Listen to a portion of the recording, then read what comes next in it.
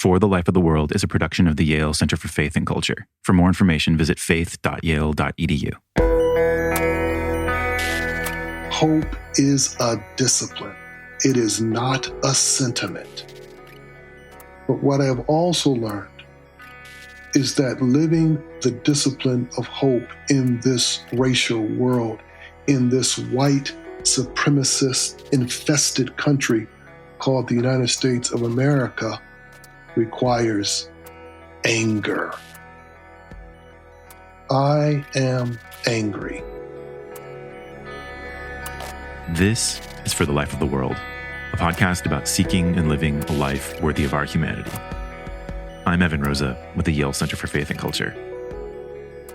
A week ago, 4 police officers were involved in the brutal suffocation and death of George Floyd in Minneapolis. This week, 2 autopsies by different medical examiners both found his death to be a homicide. In March, police used a battering ram with a no-knock warrant and forcefully entered the home of Breonna Taylor in Louisville, Kentucky, shooting her multiple times and killing her. In February, Ahmaud Arbery was chased by armed white residents of a South Georgia neighborhood and was shot multiple times while trying to defend himself. His known killers weren't indicted until May. And now, we need to amplify the voices of people of color. We need to listen. Miroslav Volf has shared very brief responses in recent episodes to support and stand in solidarity with our African American friends, colleagues, neighbors. And in this episode, in the wake of a week of nation and even worldwide anger, mourning, protest, riots, and exhaustion, all on top of this pandemic, we asked our friend and colleague Willie Jennings to contribute his thoughts. Willie Jennings is Associate Professor of Systematic Theology, Africana Studies, and Religious Studies at Yale. He's an ordained Baptist minister and is author of The Christian Imagination, Theology and the Origins of Race, as well as a commentary on the book of Acts.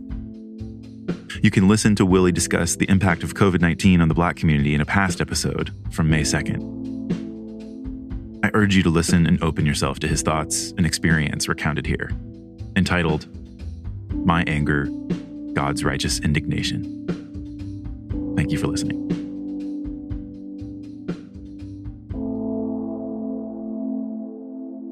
I remember my first time. You never forget your first time. The first time a white police officer pulls you over. I was 14, riding a brand new bicycle that my eldest brother had bought for me on my birthday. I had outgrown the old Stingray bike I rode all over town, and this extraordinary gift from my brother marked a step into young adulthood. It also marked, unfortunately, a step into the sickening ordinary that will be part of my life. The police officer yelled from his car, "Get off the bike." I quickly obeyed, remembering the words of my father and my brothers. Stay out of trouble. Do what they tell you. "Whose bike is this?" he asked. "Mine," I said. "Sit on the curb and don't move." The officer instructed me as he took my bike back to the patrol car. Sitting on the curb now, I watched as people drove by, watching me sitting near flashing lights. And I wished someone, anyone who knew me and knew the good church boy that I was, who knew that, would drive by, stop, and help me. The only person who came by who knew me was another kid from school, riding his bike. Keeping his distance, smart kid that he was, he yelled, "I knew he was going to pull you over because you were riding a nice bike." This was the first time I felt that helplessness. I did not feel helpless because there was nothing I could do. I felt helpless because there was nothing that this police officer could do to me that I could stop in any way. After what seemed like hours to check the serial number on my bike, he told me, "You can take it and go." That was it. No apology, no words of advice or wisdom. He just drove off. I have had such encounters with police officers multiple times in every decade of my life. 14, 24, 34, 44, 54. Not exactly on the fours, but exactly with the same dynamic. I was pulled over or stopped on the street or stopped in a store. I had done nothing. They were looking. I sat or stood waiting, and then they left. Each encounter returned that feeling of helplessness that said to me, if I make one wrong statement or gesture or sudden movement, I would be jailed or killed. This kind of helplessness forms you for a lifelong fight against a menacing hopelessness. I felt that helplessness again as I watched the life drain out of George Floyd. And I sensed even more deeply, once again, the struggle against that hopelessness, which today, I have to say, feels like it's winning. I have repeated many times the lesson that my parents and my people taught me about hope. Hope is a discipline. It is not a sentiment. But what I have also learned is that living the discipline of hope in this racial world, in this white supremacist infested country called the United States of America, requires anger. I am angry. As long as I can remember, I have sensed this anger in me like a constant low humming sound sounding from my very being. In truth, there is something quite noble in being the proverbial angry Black person. Of course, it is not a proverb. This anger is the result of a history that will not relent, a history that constantly seeks to bind Black people to death itself. But I've also come to realize that this anger, my anger, is connected to the righteous indignation of God. Now, as a theologian, I know that it is very dangerous to suggest a connection between human anger and God's righteous indignation. All kind of mischief can happen with such a connection. There is great danger and great power in saying what I am angry about, God is angry about. That connection can only be made if it has two abiding characteristics. First, it must be about the destruction of life. Quick or slow does not matter. The point is that life is being taken away, being drained away. There is no doubt that this first characteristic is in place because Black life is constantly stolen life.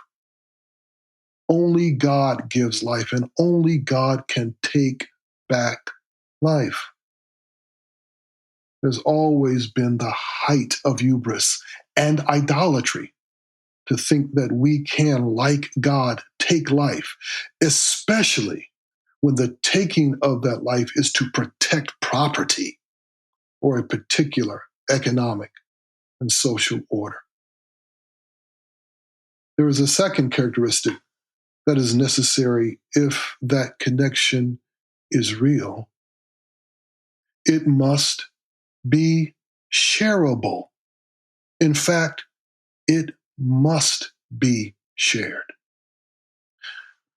I don't think enough people, especially enough Christians, understand that the righteous indignation of God is to be shared. I have had so many dear friends, really dear friends, well-meaning, all of them, call me or text me or email me this week with their condolences, each in their own way saying to me, I can't imagine what you are feeling right now. Yes, you can. My anger is shareable. Indeed, one of the most stubborn barriers to overcoming this racial world is the refusal of so many people to take hold of Black anger. It is a particular sickness of whiteness that invites people to imagine themselves as spectators of racial suffering and observers of Black pain, who are allowed to feel only assorted forms of white guilt. Those of us who are Christian, we should know better. God wants us to hate what God hates. God invites us into a shared fury, but only the kind that we creatures can handle. You all know that anger is frightening because it is not easily controllable. Anger can easily touch hatred. And if anger enters into hatred, then we will be drawn into violence. And way too many people in this world have been drawn deeply into violence. What Christian faith knows is that the way to keep anger from hatred is not to deny anger, to pretend that it is not real. No, we can't do that. What keeps anger from touching hatred is not the cunning of reason or the power of will. It is simply Jesus. For the Christian, Jesus stands between anger and hatred, prohibiting the reach, blocking the touch, and saying to us, don't go there. There is nothing there but death. Anger bound to God's righteous indignation has a different purpose for us. It points us to the change that must happen. That is the overturning of an unjust world order, this racial order. I know that many people right now have once again fixated on the burning of buildings and the loss of businesses, which no one should be happy about. But we are all held captive in a calculus that constantly pits people against property, that pits human life and relationship against economic activity. And in that fight, we always lose. And Black life always suffers. This pandemic has revealed not only the power of a virus, but the power of mammon as well. It demands our service, even unto death. It demands that we send women and men out into the street to work in hopes of making money and in deep fear that they will die. Maybe what the burning of buildings and the destruction of property ought to say to us is that things cannot stay the same. Things cannot be built back again to follow the same order, where police are told implicitly and sometimes explicitly that you are here to protect property first, people second, and Black people not at all. I am saddened to see anything that someone has given their blood, sweat, and tears to build torn down in a matter of moments. But here is the truth, my friends. Everything built in this country is built on the sinking sand of race and class and greed, and is now under the control of a merciless financial capitalism. No amount of rhetoric around the virtue and glory of small businesses can hide us from the precariousness of economic life or the need to change an entire structure built to enhance profit at the cost of a healthy common life. So what must be done? Well, first, take hold of the anger.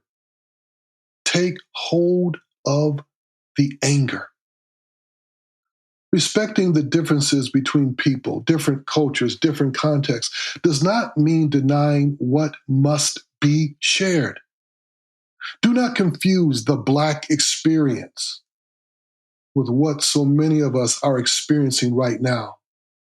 Step into it and into God's own righteous indignation, knowing that God will also invite you to turn away from hatred even as you enter the anger. In fact, hope, if you have hope, if you wish to be disciplined by hope right now, you need anger. Anger is the engine that drives hope, because this anger, this God-bound anger, turns us toward the urgency of the moment, as Martin Luther King Jr. said so eloquently, and the deep desire for a changed world. Secondly, we have to address the shape of communities. We have to see that geography is a racial matter.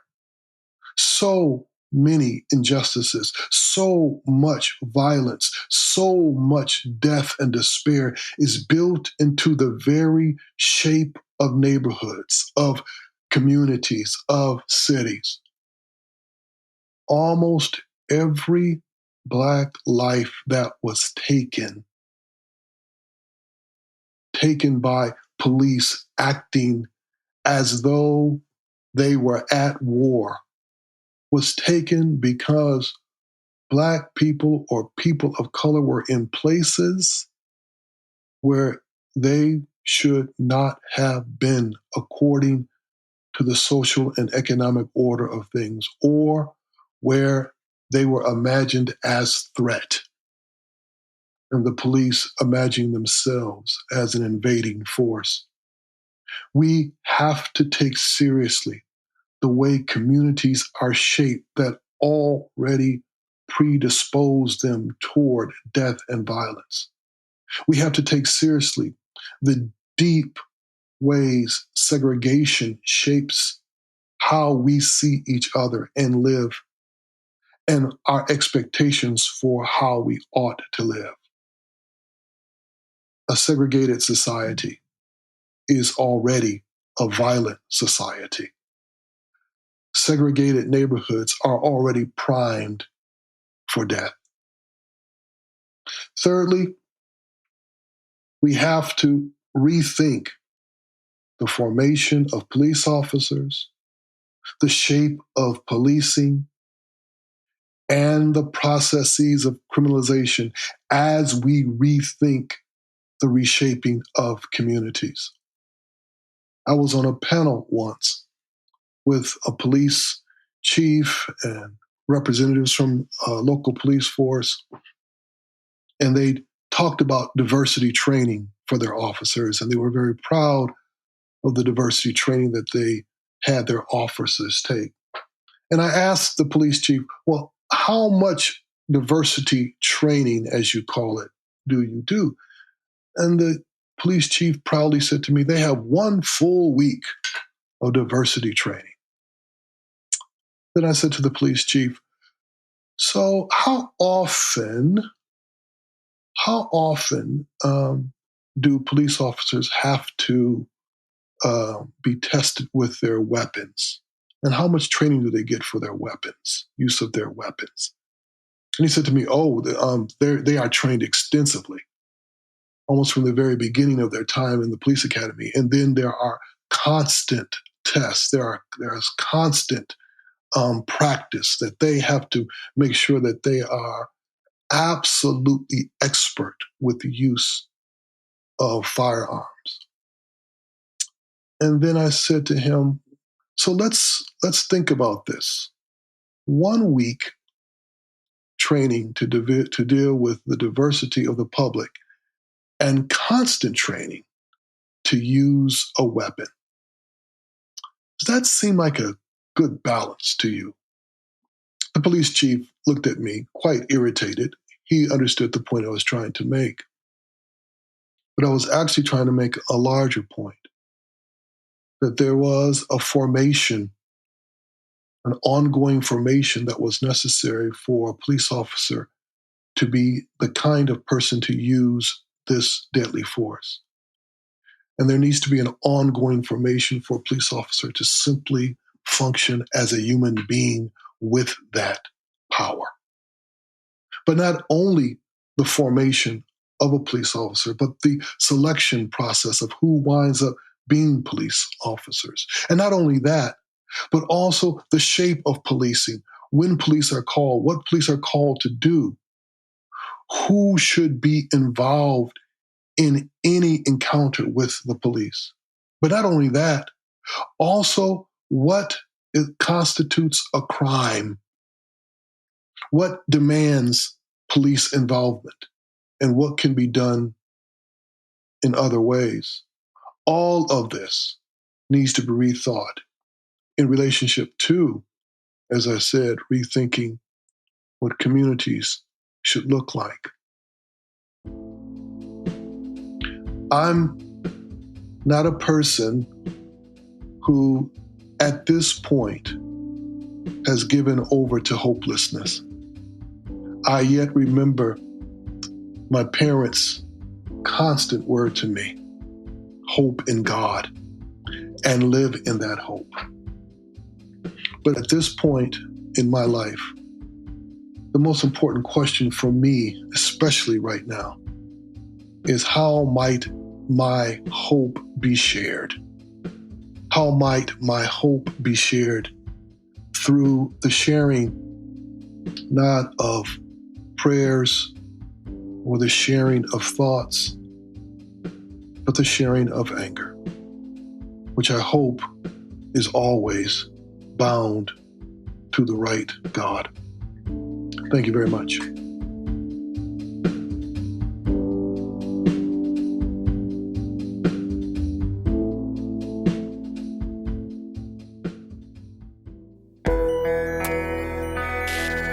For the Life of the World is a production of the Yale Center for Faith and Culture at Yale Divinity School. This episode featured theologian Willie Jennings. I'm Evan Rosa, and I edited and produced the show. For more information, visit us online at faith.yale.edu and subscribe to the show wherever you listen to podcasts. New shows drop at least every Saturday, with the occasional midweek episode, like today's. We want to hear your perspective too. Leave us a review on our show page on Apple Podcasts to let us know how we're doing, your thoughts about an episode, or what living a life worthy of our humanity means to you. Thanks for listening, friends. We'll be back with more this week, so stay tuned.